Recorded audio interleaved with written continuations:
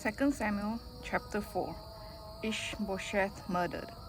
When Ish-bosheth, Saul's son, heard that Abner had died at Hebron, his courage failed, and all Israel was dismayed. Now Saul's son had 2 men who were captains of raiding bands. The name of the one was Baanah, and the name of the other Rechab, sons of Rimmon, a man of Benjamin from Beeroth. For Beeroth also is counted part of Benjamin.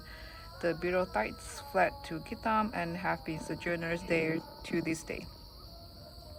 Jonathan, son of Saul, had a son who was crippled in his feet. He was 5 years old when the news about Saul and Jonathan came from Jezreel, and his nurse took him up and fled. And as she fled in her haste, he fell and became lame, and his name was Ish-bosheth. Now the sons of Rimmon, the Beerothite, Rechab and Baanah, set out, and about the heat of the day they came to the house of Ish-bosheth as he was taking his noonday rest. And they came into the midst of the house as if to get wheat, and they stabbed him in the stomach.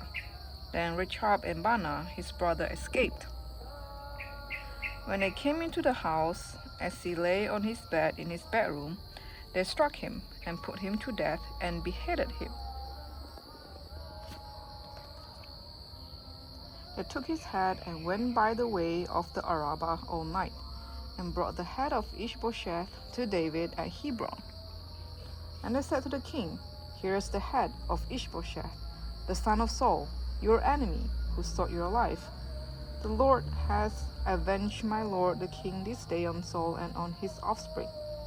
But David answered Rechab and Baanah his brother, the sons of Rimmon the Beerothite, "As the Lord lives, who has redeemed my life out of every adversity, when one told me, 'Behold, Saul is dead,' and thought he was bringing good news, I seized him and killed him at Ziklag, which was the reward I gave him for his news.